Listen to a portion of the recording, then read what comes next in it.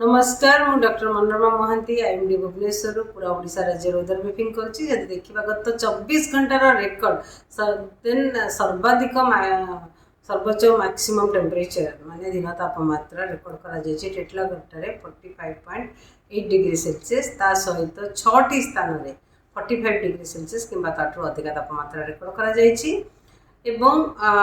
18टी स्थान रे 41 degree Celsius किंबा ताठू अधिक तापमात्रा रेकर्ड करा जायछि ता सहित वर्षा बिजुली घड़घड़ी किसी कामा जगार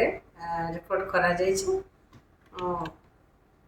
मैक्सिमम टेम्परेचर कि दिन तापमात्रा बहुत सारे 45.6 डिग्री सेल्सियस रेकर्ड करा भवानीपाटना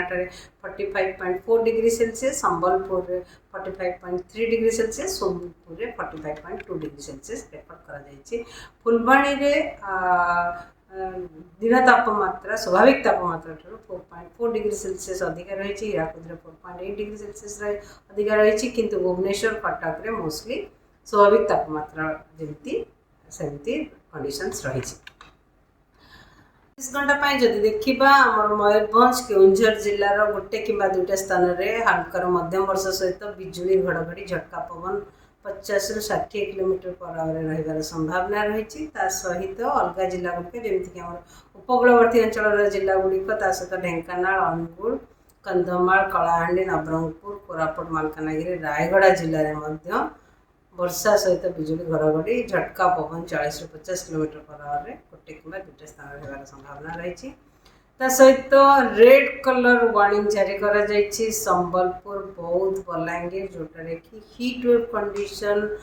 हेई आसुची आ कंडीशन आगामी 3 दिन पर्यंत कंटिन्यू करिवार संभावना रही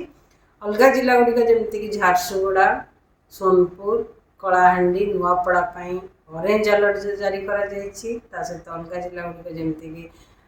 कंधमाल जिले में हिट होबार संभावना रही सहित गुड़गुड़ी लगी रमर उपकूलवर्ती अंचल जिला गुड़िक सहित ढेंकानाल अनुगुल रायगड़ा कोरापुट मालकानगिरी नवरंगपुर इवन बरगढ़ जिले में आगामी 24 घंटा मध्य काली फोकस दी जाइए आमर मयूरभंज केउंझर रे गोटे कि दुईटा स्थान में हल्कार मध्यम वर्षा सहित बिजुली घड़घड़ी झटका पवन 40 ରୁ 50 किलोमीटर पर आवर रहिबार संभावना रही सहित अलग जिला गुड़िक जमीक आम उपकूलवर्ती अंचल जिला गुड़िक सहित ढेंकानाल अनुगुल कंधमाल कलाहांडी रायगड़ा कोरापुट मालकानगिरी नवरंगपुर कलाहांडी नयागढ़ इवन जिला गुड़िक वर्षा हल्का मध्यम वर्षा सहित बिजुली घड़घड़ी झटका पवन 30 ରୁ 40 किलोमीटर पर आवर रहिबार संभावना रही गोटे कि दुईटा स्थान ता सहित रेड कलर अलर्ट जारी करा जायछि संबलपुर बौद्ध बलांगीर हीट वेव ग्रीष्म प्रभाव ता सहित झारसुगुड़ा सोनपुर कलाहांडी नुआपड़ा ऑरेंज अलर्ट जारी करा जायछि बरगढ़ कंधमाल जिला येलो अलर्ट जारी करा जायछि जोटा कि सब जिला गुड़िक ग्रीष्म प्रभाव दुईटी जिले में ग्रीष्म प्रभाव गरम रात्रि रहिबो ता सहित आमर उपकूलवर्ती अंचल जिला गुड़िक जाजपुर ढेंकानाल अनुगुल नयागढ़ कंधमाल रायगड़ा कोरापुट मालकानगिरी नवरंगपुर जिले में गुड़गुड़ी लगी रहिबो 27 तारीख पर मयूरभंज केउंझर आम उपकूलवर्ती अंचल जिला गुड़िक हल्कार मध्यम वर्षा सहित बिजुली घड़घड़ी झटका पवन 40 ରୁ 50 किलोमीटर पर आवर गोटे कि दुईटा स्थान रहिबार संभावना रही 27 तारीख रेड कलर अलर्ट जारी करा जायछि ग्रीष्म प्रभाव संबलपुर बौद्ध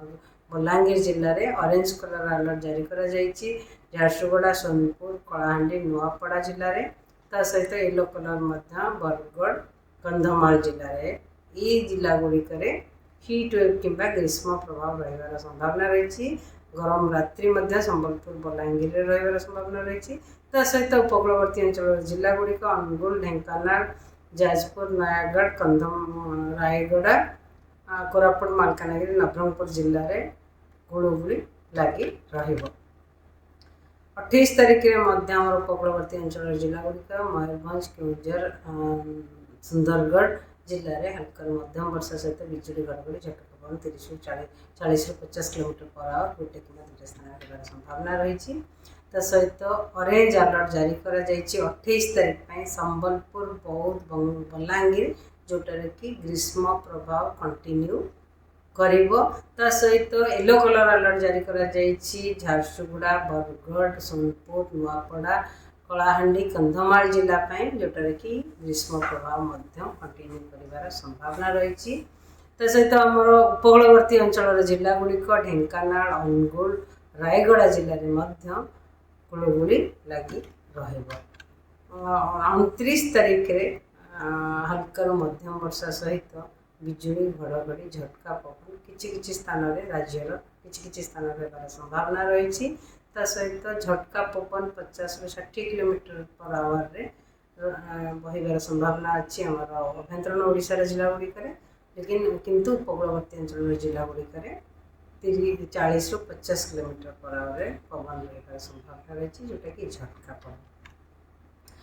29 ତାରିଖରେ ୟେଲୋ ଆଲର୍ଟ ଜାରି କରାଯାଇଛି ଗ୍ରୀଷ୍ମ ପ୍ରଭାବକୁ ନେଇକି